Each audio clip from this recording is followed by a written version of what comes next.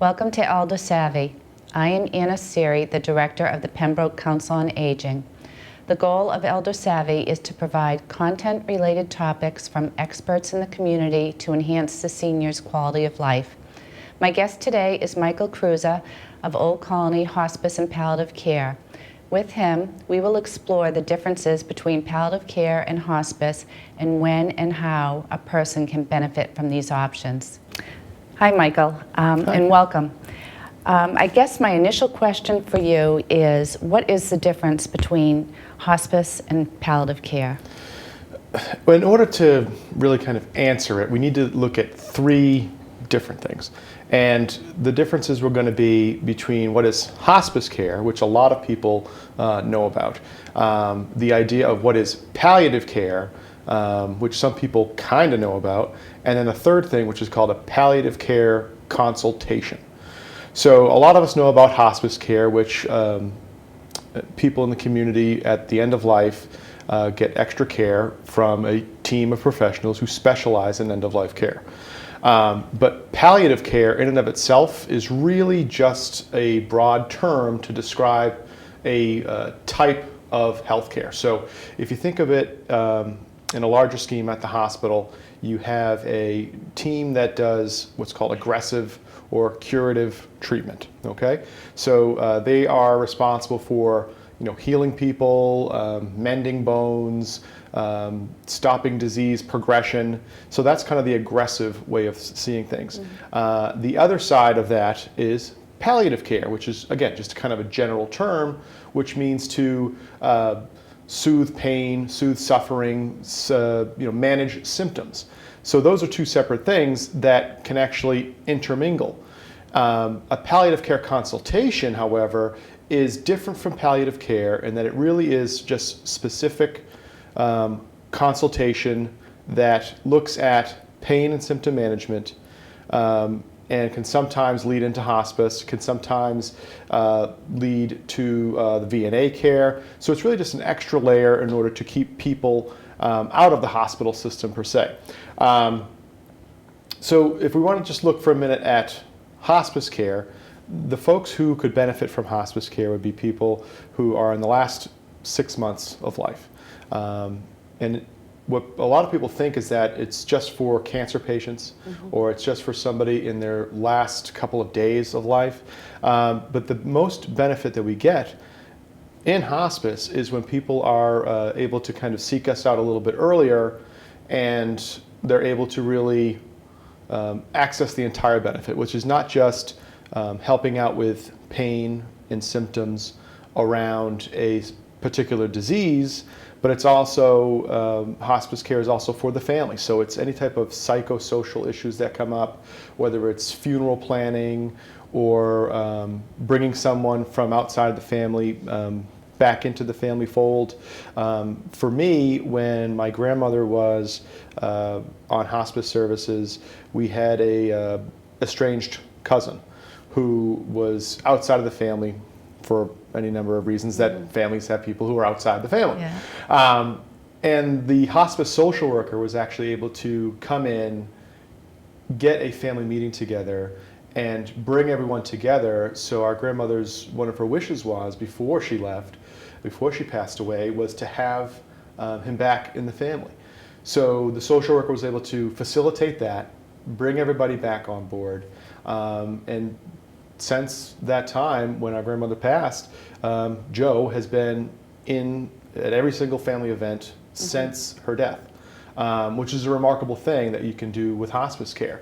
So it's not just about the physical disease, which we obviously in hospice we're acutely ready to handle things that come up, because the end of life, if not taken seriously, can be uncomfortable. Mm-hmm. So the idea with hospice is to make sure that we see things that are coming up with a disease progression, put plans in place ahead of those things so we can minimize any trips out to the hospital, so we can minimize any distressing symptoms, mm-hmm. because a lot of them can be pretty uncomfortable, pain being one of those. And that's different in a way from the palliative care consultation, in that palliative care consultations can be done at any point of a disease. So even if somebody doesn't have a terminal diagnosis, they're not going anywhere in the next few months, you can get a palliative care consultation, which some people consider, well, it's kind of like hospice, but at intervals, in which the nurse practitioner or a medical or a doctor will come out. They will do a full assessment of all the symptoms, and they'll also do a full med review and often talk with families and patients about what do you want to have happen as the disease moves forward. So it really is just kind of a way that families have a progressive, chronic, advancing illness, which a lot of people have, can kind of come together, sit down, not just the doctor and the patient, but the doctor, the patient, the family, whoever else might be involved in that person's care, and say, all right, well, this is what might happen. So when this does happen, instead of pressing 911, what do we want to do? And those are the things that are discussed at a palliative care consultation, okay, which is, again, a little bit different just from the actual broad term of palliative care, which is kind of just a style or a type of care. And again, the effort would be to keep people out of the hospital. But go ahead. So it's enhanced communication in and amongst the person themselves and their family members, so whoever wants to be part of this consultation can. Yeah. How does one go about getting a palliative care consultation or go on hospice? Like, what are their first steps? How does it happen? Well, there are slight differences between the two. For both of them, you do need to have a doctor's order, so that Okay. You're either your primary care physician or one of the hospitalists at the hospital, or an attending physician if it's at another facility, needs to write the order for a hospice consult or even a palliative care consult. So that would be one thing. The second thing, which this sounds kind of simple, is the patient needs to be aware and want to have hospice or a palliative care consult. Seems simple enough. And then we just need to have some sort of disease that qualifies. So for hospice, it's different in that the disease needs to be at a point where if it continues to progress at the rate it's progressing, someone might die within the next 6 months. So that would be a qualifier for hospice. But for palliative care, it's a lot more open in that it could be at any point of the disease. So if someone just got even a new diagnosis and they're dealing with a lot of pain and symptoms around the diagnosis that have just come up, but not just things that are coming up because of the diagnosis and what's happening physically, but they might also have issues around, how is this going to affect me with the people I work with? What does this mean in the community? Why am I feeling a certain way about losing control? So it's with the palliative care, we're trying to figure out what's the most important thing we need to address at this point related to the disease. And it could be a lot of different things. How about someone that has dementia and they can't be their own decision maker? Sure. Well, if someone has Alzheimer's, dementia, the doctor still has to write an order. Okay. But essentially, if the patient's not able to say that they want hospice, it's up to the family. Mm-hmm. And typically somebody has already had their healthcare proxy activated, and it would be that family member, that responsible party, that would actually say, yeah, we want to have hospice involvement at this point.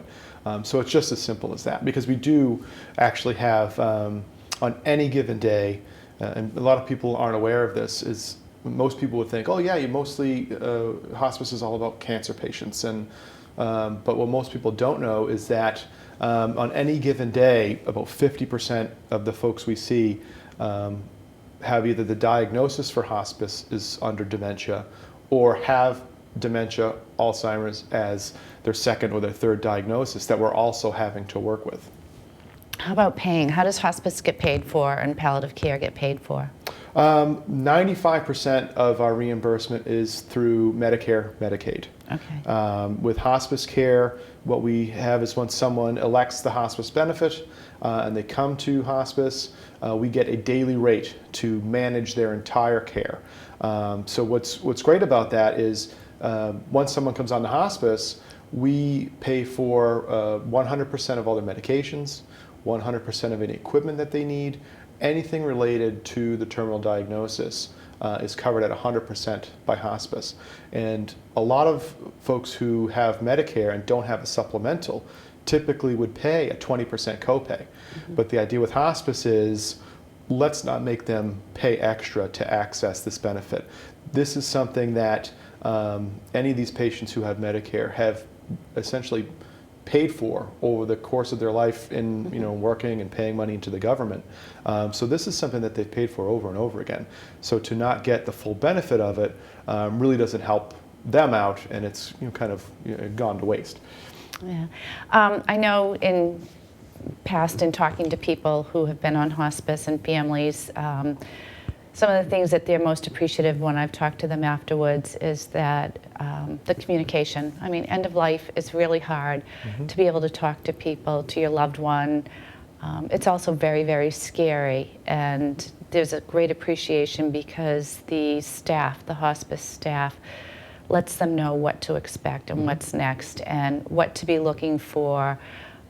Rather than often death is not discussed. So I'm sure you must hear that people say, I wish I had known about this sooner, earlier, just the whole course of the disease process and the end of life. Do you find that the case? I mean, it is. It's nearly true every time. And as you mentioned, it's really something we hear commonly is that no one really says, I wish I'd known about this a lot later. It's always been, oh, this is what hospice is about, or this is what palliative care can do. I'd wish I'd actually known about this a lot sooner if I had known what it really was about. And I mean, there's obviously a lot that goes into managing pain, managing symptoms, but what people don't really know about is all the extra stuff that happens with our social workers, our spiritual care folks, our volunteers, counselors that we have on board. Because a lot of the things that we do are in an effort to allow family members to, instead of being direct caregivers and worrying about the physical things that are happening, we like to allow them to feel as though they have the ability to be the family member and to, at some point, have the conversations around I love you, I'll miss you, I forgive you, or do you forgive me? And so the whole idea about this hospice and palliative care is to facilitate those conversations to happen so that when someone does pass away, it can be kind of almost like, all right, we said what we had to say, we came to terms with everything, whereas if someone doesn't have hospice care or doesn't get the palliative care, what can happen is they get stuck focusing on the crisis at hand or going back and forth to the hospital because we didn't plan ahead in according with what was going to happen with this disease progression. Because the doctors in Massachusetts are great. They can do a lot of great disease modifying things, but no one can escape the final end. Right. At least no one we've heard of yet. And so we have to kind of come to terms with, all right, this is going to happen. How do we best prepare for that? And the way to do that is really by either accessing palliative care as it's appropriate or accessing hospice care when it's appropriate. So I think we being me speaking for the general population, understand who the hospice patient is with, the more of the end stage, up to 6 months. Who's the palliative care person? Who qualifies for that? Would it be like somebody with renal disease, diabetes? Who would I, as a director, looking at a resident in Pembroke, say, you know what, I think they really could benefit from palliative care? Who am I looking for? In kind of a similar way, but not exactly the same as hospice, it's anyone who has a progressive, chronic advancing disease. And they're typically diseases of the organs of the body. So somebody who has congestive heart failure or COPD, respiratory disorders, renal disease, liver disease, so all of your major organ types of things, but also including cancers, and even some of the what's called progressive neurological diseases, so Huntington's, Parkinson's, any of those kind of major diseases all carry with them distressing symptoms. So when we're talking about palliative care, it's for all kind of the same disorders.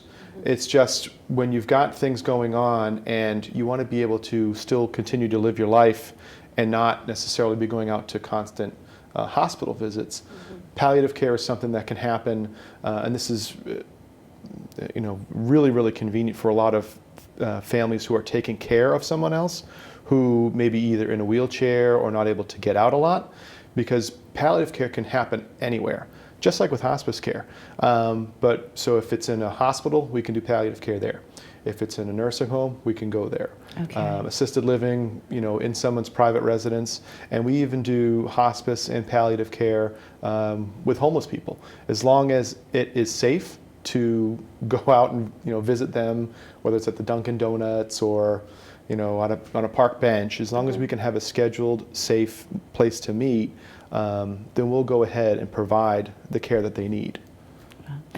If someone's on palliative care, can they still take the medications prescribed to them? People often I think one of the misconceptions is that you can no longer take your medications if you're on hospice and palliative care.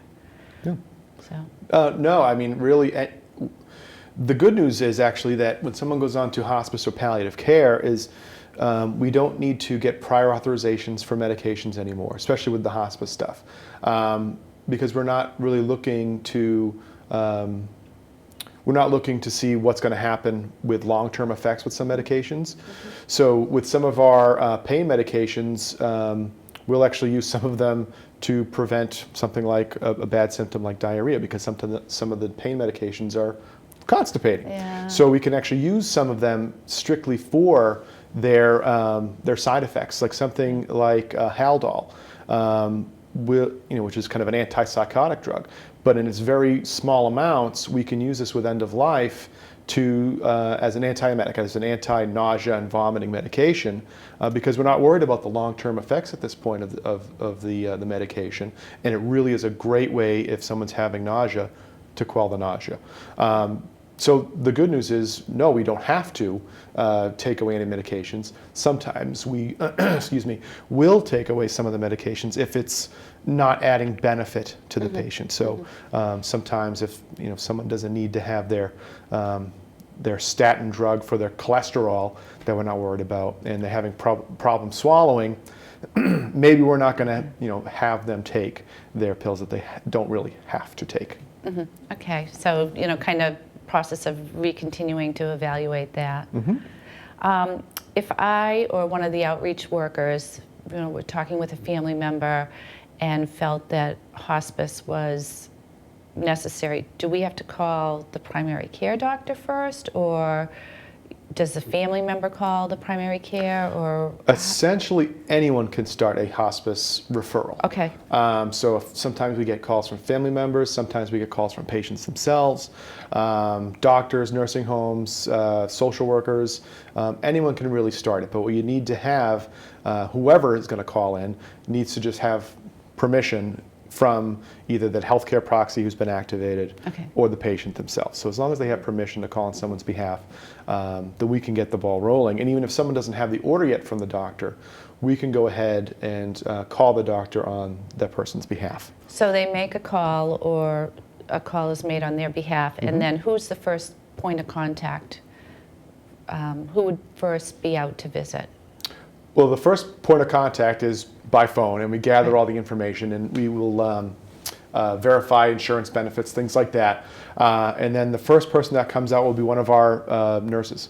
So the nurse will come out, do a full assessment, find out exactly what things are at play as far as for disease progression, what medications are involved, what the plans are as far as care goals, and what's in place for advance directives, those types of things, and they'll start the ball rolling. And there must be a team that deems whether, yes, they do meet hospice criteria or they don't? Yep. So if perchance they didn't meet hospice criteria, but it looks like the progression of the disease is coming, can there be contact still remaining Sure. with the hospice team? Yeah, sometimes if we see that somebody isn't quite appropriate for hospice, there's a couple of different things we can do. We can either say, we can reevaluate next month, or if something happens even tomorrow, call us. Or we might even recommend that, listen, it's probably not time for hospice just yet, but it sounds like we need to get palliative care involved. We can actually do a palliative care consultation at that point and kind of make sure that we're addressing the symptoms that are happening, even though they're not ready for actual hospice at that point. What happens if in 6 months they're still on hospice? It seems like this is the magic number of 6 months, but nobody has a crystal ball. It actually, up until about maybe 15 years ago, it was strictly 6 months. So if someone didn't pass away in 6 months, that was it. So what they would end up doing is, with like 2 weeks left, they would take them off of hospice. Okay. And then when somebody got really, really poor, as far as their symptoms are concerned, they would put them on for those last couple of weeks so they could save it. That has changed since. And now what happens is, as long as someone continues to meet the criteria for hospice care, and those criteria are set forth by the Medicare, essentially, Center for Medicare Services, and as long as they continue to meet those criteria, which are based on those different diagnoses that we talk about, like the CHF, COPD, cancers, as long as they continue to meet the criteria, they can continue on with hospice. So we will actually have a lot of our Alzheimer's and dementia patients on for a long time, because there's no aggressive cure, and it's kind of a slow, steady decline that we have. And sometimes we'll have those patients on for 8 months, 9 months, 10 months. And sometimes patients can even come off of hospice, and then if they get sicker again, they can come back on. So just because you come off doesn't mean you can't come right back on. And some people, depending on the diagnosis, will, if they start to feel better because hospice has gotten involved. Well, that was my next statement. Sometimes what will happen is they'll say, all right, well, I feel better. I think I want to get this other type of treatment, and that's okay. And then if that treatment doesn't work out, they can always come back to hospice. Sometimes the consistency of care and the communication of what's going on in medications and all of that can, for lack of a better word, level out a person so that their symptoms are relieved somewhat because they are taking their medications more scheduled and everything. What else should we know about hospice and palliative care? Well, what a lot of people are afraid of are medications towards the end of life. There's a big stigma, and especially with a lot of the news lately with opioids and drug abuse and addiction and things like that. But what we need to remember when we talk about people who are towards the end of life, when we're using opioids, so things like morphine and Roxanol, these fentanyl patches that people are hearing a lot of things about. What we do when we start somebody on those types of things, what we do is called start low, go slow. So we start with a very low dose and we increase gradually as needed. What happens when people actually overdose on these things, it's when we have people who are in car accidents or are actual real addicts, and they take too much of the medication up front, and it can cause what's called respiratory suppression, which essentially means they put their lungs to sleep and they don't breathe, and then they can die. But when we're talking about our senior population who are using these opioids, it's statistically insignificant that anyone would ever overdose on any type of an opioid medication. So often, well, actually these days not so often anymore, but it used to happen where you'd get a family member saying, well, I gave my mom the last dose, so I killed her. But what I have to kind of rephrase to them is that, no, listen, you didn't kill her. The disease was going to kill her when she passed. All you did was assure that she was comfortable when she passed away. Which our time is almost up, but it brings me to my last question for you is, what does hospice usually do for families once the person has passed away? What is their role with aftercare for the family? Sure. Anyone who comes through hospice, when someone does pass away, even if the patient was on for just a couple of hours of hospice care, or if they were on for a year, it doesn't matter. As long as they were on hospice, we extend a bereavement program to them for 13 months. And so people say, well, why is it 13 months? So the idea is that the family left behind is able to cover every anniversary for that full entire year, plus the anniversary of the death, plus a month. Because it's that very first year that's very, very difficult for families, very, very difficult for spouses, kids, and when everyone, especially when we're moving into the holiday season, everyone brings out all the same things for the holidays. You bring out the same Christmas tree, the same decorations, and then all of a sudden the one glaring omission is that person who passed away. So it takes that full year of just kind of saying, all right, well, this is different, and it's because our loved one's not here this time. So we always extend that support. We have bereavement groups, grief and loss groups. We even have a widow and widowers group that we had once a month. It got so popular, they decided on the other opposite 2 weeks to meet up anyway. On their own. On their own. Yeah. So it's a nice thing that we can offer those types of things for those folks who do need it. They actually are able to kind of come together and say, all right, I'm not alone in this grief, in this loss that I'm having. And this is supposed to happen, and it's appropriate, and I will get through it. Great. Well, we're almost about out of time. I guess if what I can most say to anybody out there, that if you question whether or not you yourself or your loved one might benefit from palliative care or from hospice, they should reach out. And with that, then the consultation with the initial case manager nurse can help decision make on that. So Michael, I thank you very much. My pleasure. You're from Old Colony Hospice and Palliative Care, and I hope that the residents of Pembroke have a better understanding of hospice and palliative care, which is something that I think is very underutilized. Wonderful. I thank you for watching Elder Savvy. I'm Anna Seery, the Director of Pembroke Council on Aging. Any questions, just give us a call. Thank you.